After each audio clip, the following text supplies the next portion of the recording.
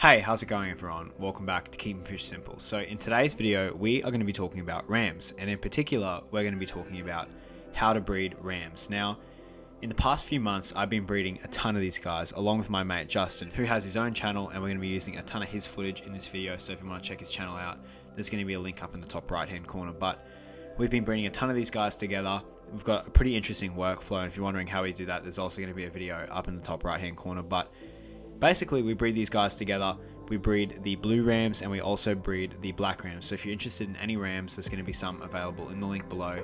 So if you're in Australia, you can actually buy some of our rams. But in today's video, we're going to be going in depth. We're going to be talking about how to breed the ram, everything you need to know on how to raise them up and how to get them to a sellable size like you can see here. So rams are a really satisfying fish to breed. They're definitely not one of the easiest to breed, and rams can become very, very fragile. And I guess in general aren't a hardy fish. They're pretty similar to discus, I'd say, where they're pretty sensitive to water parameters and fluctuations and things like that. So they're not a beginner fish by any stretch of the imagination. But it doesn't mean you can't have success with these guys. These are a great fish to breed and they're very, very fun to breed. And if you're looking for a challenge, these guys are probably going to be your best bet. So I guess we'll talk about how to get a pair, how to set up the tank. We're going to talk about conditioning them. We're going to talk about spawning them, hatching the eggs, feeding the fry, and then raising them up to sellable size. So I guess without any further ado, let's get started. Okay, so I'll start off over here at my black ram pair tank. So this is a pair that I bought probably about 7 months ago, and this is a pair that's created a bunch of black ram fry for me.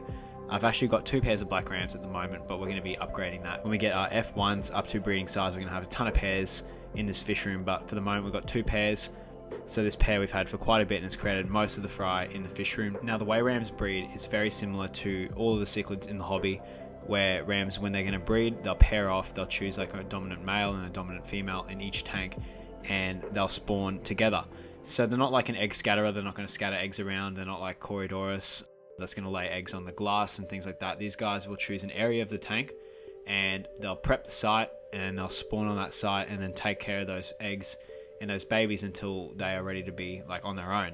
Now the way we do this in the hobby can be like done a few different ways, and I'm going to probably try and mention both of those ways in the best detail that I can. You can kind of manipulate this a little bit and you can actually take the eggs out and raise those up. And that's the way we like to do it here at Keeping Fish Simple. But by all means, you can definitely leave the rams in there with the eggs and let them hatch them out and take care of them and really get to enjoy that process. But when we're farming them and trying to produce a lot of them, we want to take the eggs out straight away. So we're kind of getting off topic here. So we're going to talk about the first step for breeding German blue rams. And the first step is going to be to get a pair. Now, the way I'd recommend doing this, and the way I've done this pretty much like the whole time I've done this, is getting 6 to 8 of them and then growing them out and then choosing out the dominant pair. Now, the way my mate Justin did it and the way he got his German blue ram pair originally was he went to a breeder who had a ton of these guys in a grow out tank, and he picked out the dominant pair, and that's kind of how he got his pair. Now, not everyone's going to have the luxury of doing that, especially if they're going to get them from like a fish shop and places like that. So what you're going to want to do is you're going to want to buy like 6 to 8 of these guys, mixed sexes. The way you sex them is kind of a little bit tricky, and we're going to talk about that in a second. But you're going to want to buy 6 to 8 of them, and you're going to want to grow them out until they're adult size and breeding. Now these guys will breed pretty much from the time that they start to gain color. They breed really, really early in their life, but they're not going to have huge clutches and they're not going to be like obviously great breeders at that point. So I reckon these guys reach peak maturity and peak breeding at around 6 months old. So you'll buy your 6 to 8, and then from that you'll hopefully get a dominant pair if you've got a mix of sexes in that tank. And then from there, what you can do is you can either leave those guys in that tank, like in a community tank, and let them breed in there, or you can actually take that pair out and separate them into a separate tank and breed them that way. So when it comes to sexing these guys, there's a few different methods and ways to do this. This isn't a blaringly obvious method, and sometimes this won't work, and once you get used to seeing rams, you'll get really, really good at sexing them, but it's hard to describe that feeling to people. So there's a few things I look for, and the main thing I look for is in that middle dark spot on the fish, so that black spot. This is really prevalent on black rams and blue rams. This isn't prevalent on gold rams, so this won't help with gold rams, but females will have some spangling inside of that black spot and males won't. Males will have a solid black spot and females will have some spangling in there, so that's one way to tell, and that's normally the way I go by it. The second way is body shape. So females will be quite round and they'll normally be a little bit more plump than a male, and normally they'll have like a pink stomach, so that'll be full of eggs, and that's how you can tell if that's a female from that method. And then the final method is to go by fin structure. So you can take the top dorsal fin, Males normally have a lot more of a pronounced dorsal fin. If you can picture a male and a female together, you'll really be able to tell which one's which. So those are the ways to sex them. That's not the perfect way, and I mean, probably want to go when you buy them and get someone that's bred them or someone who knows what they're doing and looking for to pick out the sexes for you. But those are the best methods that I like to use for trying to figure out the sexes of the fish. Now, the second step for breeding German blue rams is the tank setup. So there's a few things you'd want to do for breeding these guys in particular. So these guys are a microgeophagus, and what a geophagus is, it's a freshwater cichlid that normally feeds off the bottom substrate in like the wild places like that and sifts through there, or more specifically like an earth-eating fish. Now, these guys aren't specifically geophagus, they're just a small species of fish that does very, very similar things. So in your tank, you're going to want to have like at least a 2-foot tank, and this is one that I'd recommend, so like a 20-gallon tank, and it seems to be a really good size. You could probably get away with like a 10-gallon, but 20 gallons seem to be for me the best size to use for these guys, and it's the size I like to use in my fish room. And in that tank, you can either decide to have a bare bottom tank or a sand substrate, like in your tank, like a fine sand for them to sift through, which I definitely recommend if you can do it, because I'm going to explain why in a second. But you're going to want to have your substrate in there, or you can have it bare bottom. Either choice is absolutely fine. Then what you're going to want to do is add a sponge filter into that tank, or some kind of filter in there. It doesn't really matter too much, but if you're going to leave the babies in there, you're going to want something that's not going to suck those babies up. And then you're going to want to add a heater to that aquarium, and probably heat the aquarium to about 86 to 82 degrees Fahrenheit, or like 26 to 28 degrees Celsius, and really bring that temperature up because I really like it warm, especially for when they're breeding. And then you're going to want to have a spawning site. So in my ideal tank, I love to add a bunch of like moss around, or like little bushy plants and things like that. In particular, in my aquariums, I normally add like a spawning mop, like a sinking spawning mop, and I add a bunch of those in the aquarium just so that they can hide from each other. And then you're going to want to add like a spawning site. So you can either use like a small terracotta pot, or you can use black rocks or things like that. I wouldn't add like rocks and surfaces that are light colors. These guys really like to spawn on like a dark surface, so the darkest rock you can find or some terracotta normally works very, very well. And then the way you're going to want to set it up is you're going to want to have like your pot or your spawning surface guarded by either plants or by like a broken pot or something like that, so that the rams can protect that surface only looking forward, so they don't have to worry about behind them. And this is going to really bump up the fertility of your male and making sure that he actually fertilizes all those eggs, because he's not going to be fighting off fish the whole time and all that kind of stuff in that tank. Now, when I was talking about substrate before, there's a few things and reasons why I was talking about sand being a really, really good option for your tank. So because these guys are microgeophagus and they like to sift through that sand, part of their breeding routine is actually before they spawn, what they'll do is they'll find an area in the sand and they'll dig like a divot into that sand, like a big sand pit.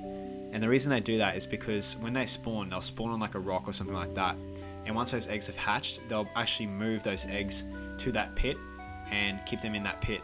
So having the sand in there lets them do that initial first reaction. And I think it actually makes them breed a little bit more often than if there's no substrate in that tank, because they actually get to do their full wild routine for breeding. So the last thing I'm going to talk about with tank setup is actually going to be adding dithers, and I think this is very important for a fish, especially a fish that's as territorial as these guys.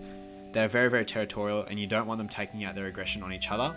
So adding some small dither fish like some dwarf neon rainbows like I've got in my tank, or even like a bristlenose pleco or something for them to protect the eggs from, is very, very beneficial. And you don't want to have too many dithers in there, because otherwise the male won't fertilize the eggs very well. You're just going to want to have like 1 or 2 fish swimming above where they can like, you know, protect the eggs from them, even though they're not going to be a threat to the eggs, and you'll have a ton of success with that. Okay, so now that you've got your pair and you've got your tank set up, we're going to talk about conditioning these guys. So conditioning them is basically the process of setting up the fish to begin breeding, and this involves a lot of feeding. So we're going to talk about, first of all, the water parameters for breeding these guys and getting them to spawn, and what to feed them to hopefully get them to fill up with eggs and spawn for you. So in regards to water parameters, these guys really enjoy soft water. They're not going to like hard water with a high pH. They really like that water to be as soft as possible and have quite a low pH. So my ideal water parameters would be a pH of about 6.5 to 7. I'd probably go on more on the end of about like 6.8. That seems to be a really, really good pH for these guys. And then in regards to hardness, the hardness in my water is around 50 parts per million of KH and GH. So very, very soft, almost like RO water. And my fish seem to really love that. Now, keeping in mind, Justin does breed his rams at about 150 parts per million GH and KH, I'm pretty sure. So that's not something that's crucial, but I definitely recommend trying to get your water as soft as possible by either using rainwater or RO water to try and trigger them that way. Because if you have your water that's slightly hard, or that medium area of hardness, and you bring that down, it might start to trigger them to spawn and develop eggs, and that's the way I've done it in the past. But I just keep my water consistently low, like it would be in the Amazon. Now, when it comes to feeding these guys and conditioning them, the best thing to use is heaps of food with tons of protein, so either pellets with tons of protein or flakes with tons of protein, but nothing's going to go past live foods. Now, when I'm conditioning them and I'm really trying to get them to breed, I love to use live blackworms and live whiteworms, which I actually culture, so that's like a separate topic, and culturing foods is going to be like in another video in the future, so look out for that. But I love to use like my live whiteworms. I really do enjoy eating those. And when I can't use my whiteworms because I don't have a culture available, I will use some live blackworms. Now, to substitute that, if you don't want to use live foods, you can use bloodworms and things like that, but I find the nutritional value of live foods is far superior than those frozen foods, especially for breeding.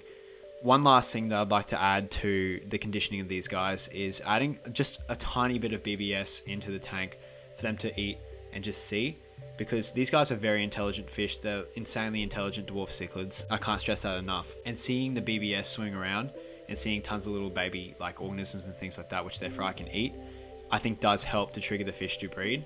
I'm not completely sure on this, and I'm not sure if this is a fact, but I definitely do notice that the fish seem to spawn more often when those little BBS are hanging around. Okay, so now your fish are ready to breed. They've been conditioned, they're full of eggs, and what's going to happen from here is they're going to go to your spawning site or one of the spawning sites within your breeding tank or in your community aquarium. So what they're going to do, like I was talking about before, is they're going to dig that divot. So if you have some substrate, they'll do that. And then after that, they'll go to their spawning site, and you'll notice the male and the female kissing the site and doing like little runs over the top of that site, getting ready to spawn on top of it. So they're going to be kissing it, like prepping the site, cleaning it vigorously. They're going to be like trying to get everything off that site so it's completely sanitized and ready for their eggs. And that's called prepping the site. And then what's going to happen is the female's going to start laying eggs, and the male's going to start following that female and fertilizing the eggs behind her. So they're going to lay anywhere from about 200 to 500 eggs if they're mature adults. So when they're fry and they're little babies and they start breeding, they're going to lay like 20 eggs. But once they get a lot older, they'll lay a ton more eggs. And they're going to continue doing that for a couple of hours until they're done. And then at that point, we're going to talk about like the hatching of the eggs and the raising of those fry. One more thing I'd like to add, and an observation that I've noticed about these guys, is that they like to breed in the afternoon. So a lot of the time they'll like to breed right, like probably like 2 hours before the sun goes down, or what I'd like to call like the lights just going off. So I'll notice my lights go off at about 7 o'clock in the fish room. So I'll come in at 5 o'clock, and that's normally when my rams will be spawning if they're going to spawn. I mean, there's probably people all across the world who have rams spawn at different times, but mine particularly like to spawn at the afternoon just before the lights go out. Okay, so once you've got your eggs, there's a few things you can do to raise a fry and get your fry and hatch those eggs. Now, the first thing you can do, and something that I'm not going to go into depth on, is leave them in there and let the parents do the work and raise these guys up to little tiny juveniles and then take them out. I'm not experienced with this. This is an option and something that I'd highly recommend if you want to see that process, but something that I'm not well equipped on and haven't done in the past, just because I do like to breed these guys for profit and I want to get as many of these guys coming through as possible, and I don't think it's necessary to do this strategy. Yes, it's probably going to involve less work, but it might take your rams a couple of attempts to not eat their eggs and not eat their fry and learn how to be good parents. And for me, it's just like I'd rather the fish get straight onto producing the next batch instead of focusing on raising that old batch. So that's one option. You can leave them in there and watch the parents raise them up into little tiny babies and juveniles where you can take them out and grow them out yourself. But my favorite thing is to take the eggs out and hatch them myself. So what I'll do is once they're done spawning, probably that night right after the lights have gone out, I like to go into the aquarium, go to their spawning site and take out that little slate or that pot or wherever they've spawned on and put it in a separate container. Now when I put it into the container, you can see here we're adding some malachite green, but methylene blue or malachite green or whatever you want to use, just use an antifungal in that pot. So the reason we're adding antifungals to our container of water with the eggs in it is because what's going to happen is probably about 12 hours after the eggs have been laid, you'll notice that some of the eggs start to go white. Now this is where you'll know if your spawn has been fertilized or not, because some of the eggs will go white because the male can't fertilize all of them, and we don't want those eggs developing fungus and that spreading onto good eggs. So that's why we add the antifungal. I think it's very, very necessary, and are important for your spawn. But good eggs will stay clear and transparent and go like a deep color, and you'll see if you get really close to those eggs, little tiny embryos inside of them. But eggs that go white, like a really bright white, those aren't fertilized and won't hatch. And then to that container, I like to add some air so that there's airflow in that tank, and it's like constantly blowing over the eggs as if the parents were there, because what will happen is if you leave the eggs in with the parents will go over the top and fan those eggs to make sure no fungus grows on them. Another thing too, it actually helps to oxygenate the water, which is very important because these guys don't have gills yet and they actually breathe through their skin. So they breathe in oxygen to develop through their skin. So I think it's very important to have that in there. After about 48 hours, these guys will hatch and turn into wrigglers, which at that stage, we like to move them on to the next stage of their grow out. So we'll take them out of this container and we'll move them onto a separate container. We like to use a round one, or Justin likes to use it. And we'll put all of our wrigglers into that container, and then we'll begin the process of getting these guys onto their baby brine shrimp and out of that container and into a grow out. So the way this process works is these guys will be wrigglers for a couple of days until they become free swimmers. And then after that, once they become free swimmers, these guys can start to take some food. So don't feed them before that, because all you're going to do is murky up the water and ruin the eggs and the hatched wrigglers. So that's not great. But once these guys become free swimmers and there's little tiny guys swimming around your little bowl, what you're going to want to do is start feeding them. Now, these guys, when they're first born, are very tiny. They're so small. They're about half the size of an angelfish fry. They will need some special foods to feed to the fry. Now, with angelfish, you can kind of get away with like just feeding baby brine shrimp, and the angelfish will be able to eat that straight away. And it makes angelfish very easy to take care of. And this is kind of the challenge of breeding German blue rams, is this stage.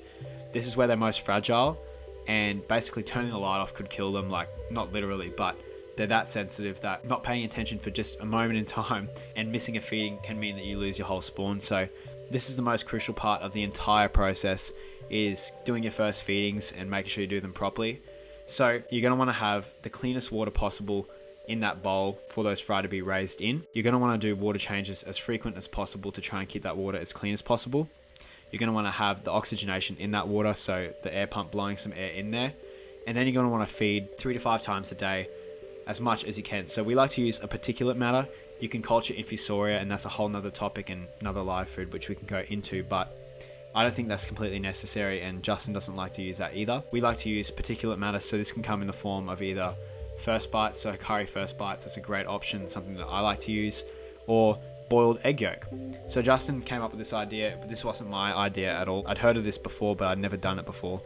And what Justin does is he'll take a little tiny piece of egg yolk and he'll just mash that up in the water and form like a golden milk, and he'll spread that around the container while those guys are swimming in there, and he'll notice all those little tiny fry will start to eat that egg yolk. And these guys will eat egg yolk for the first 3 days of their free swimming, which at that point they're big enough to then start eating baby brine shrimp. Now we'll do egg and baby brine shrimp for like another 2 days, and then we'll slowly work the egg yolk away and just feed baby brine shrimp. Now I highly recommend using live baby brine shrimp. The joking around of the little shrimp in the tank is very beneficial, and it helps to entice the appetite of the little fry. I just think it's a great food to use for these guys when they're babies. And then from this point, you can feed baby brine shrimp for the first month and a half until you can start introducing some crushed flakes or crushed pellets or something like that to these guys. So after these guys get onto baby brine shrimp, all you're going to want to focus on is just keeping that water as clean as possible.